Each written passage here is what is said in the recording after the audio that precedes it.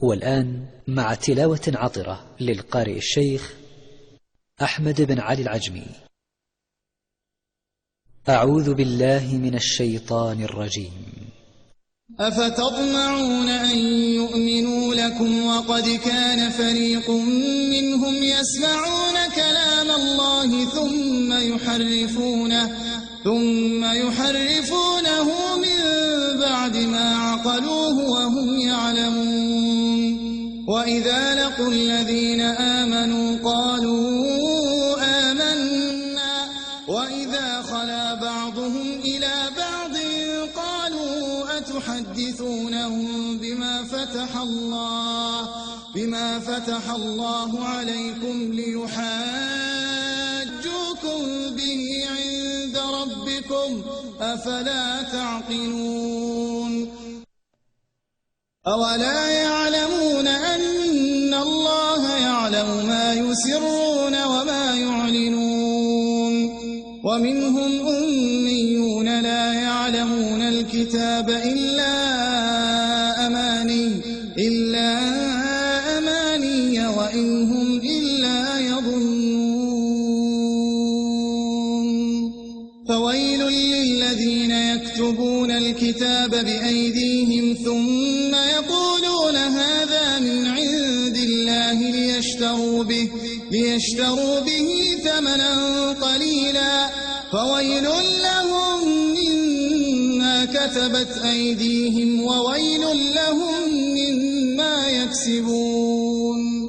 وقالوا لن تمسنا النار إلا أياما معدودة قل أتخذتم عند الله عهدا فلن يخلف الله عهدا أم تقولون على الله ما لا تعلمون.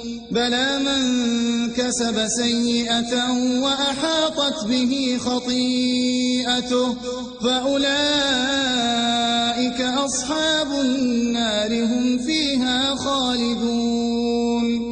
والذين آمنوا وعملوا الصالحات أولئك أصحاب الجنة هم فيها خالدون. وإذا أخذنا ميثاق بني إسرائيل لا تعبدون إلا الله وبالوالدين إحسانا وذي القربى واليتامى والمساكين وقولوا للناس حسنا وأقيموا الصلاة وآتوا الزكاة ثم توليتم إلا قليلا منكم وأنتم معرضون. وإذ أخذنا ميثاقكم لا تسفكون دماءكم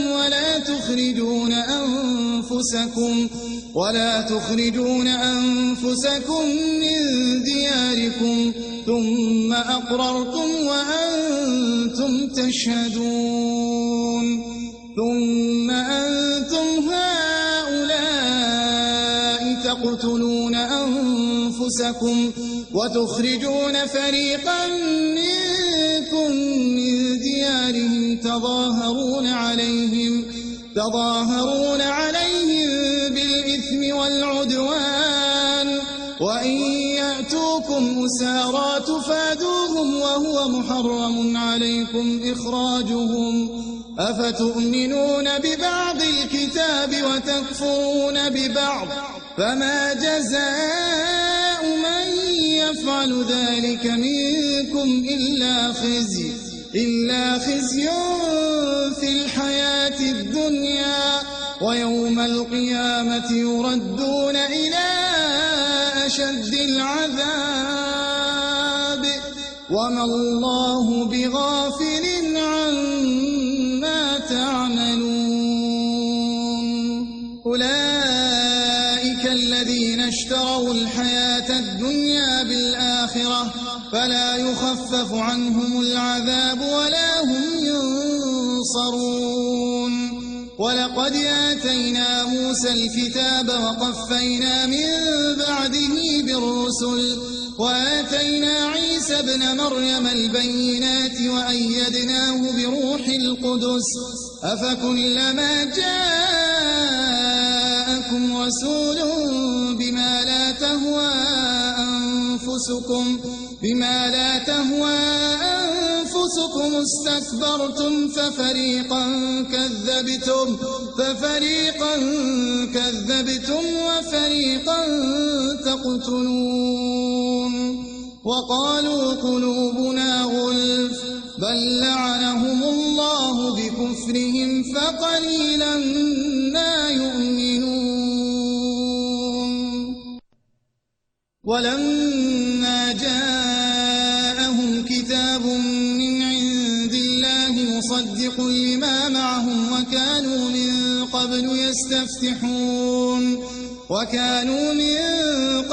يستفتحون على الذين كفروا فلما جاءهم ما عرفوا كفروا به فلعنة الله على الكافرين بئس ما اشتروا به أنفسهم أن يكفروا بما أنزل الله بغيا أن ينزل الله من فضله على من يشاء من عباده فباءوا بغضب على غضب وللكافرين عذاب مهين وإذا قيل لهم آمنوا بما أنزل الله قالوا نؤمن بما أنزل علينا ويكفرون بما وراءه وهو الحق مصدقا لما معهم قل فلم تقتلون أنبياء الله من قبل إن كنتم مؤمنين. كنا مع التلاوة المباركة للقارئ الشيخ أحمد بن علي العجمي.